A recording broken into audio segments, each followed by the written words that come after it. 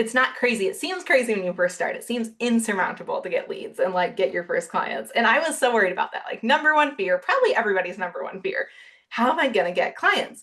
But it seems to happen pretty naturally once you're into it. If you don't mind sharing a little bit about, where you're at as far as how many clients you have, prospective clients, what your bandwidth, kind of what you want a day in the life to look like for you, and how many clients you expect to sort of have in order to design the career you want. Yeah, so I signed my first contract last week, which was very exciting. It was a 10-hour project, roughly 10 hours for the next 6 weeks, so 10 hours a week, around like 60 hours total. So that really kicked off as my first client.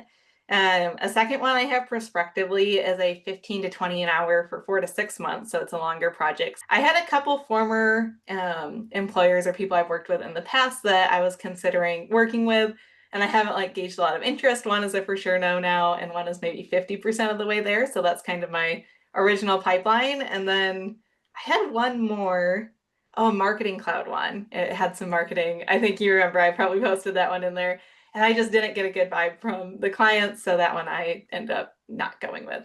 Summarizing that, so basically you had right up front five prospective clients. You've got an absolute no for whatever reason from one of them. You've got one that you weren't feeling the best vibes about. And I think that's like, Yep. if anyone's listening, like when you're freelancing or doing anything, like feel free to turn clients down. Like you want to work with clients you want to work with.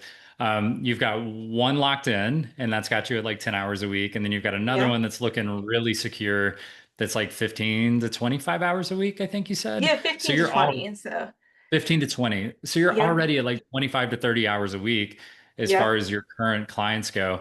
Do you want to do much more than that, as far as the workload you want to have for your personal, I'd say, career design?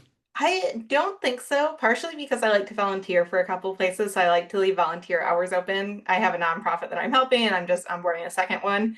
So I want to have time to like devote to causes I really care about.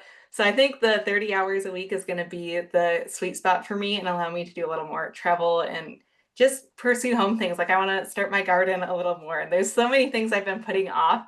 And so, yeah, I don't think I'll probably do much more than that. And really, when you start calculating it, you realize that's really sufficient for your needs. It's kind of crazy. Like when I first started freelancing, I was thinking about, like, oh, I have to get this like massive amount of clients.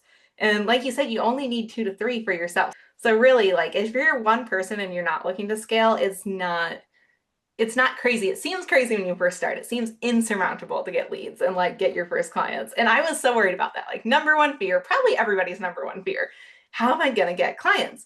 But it seems to happen pretty naturally once you're into it.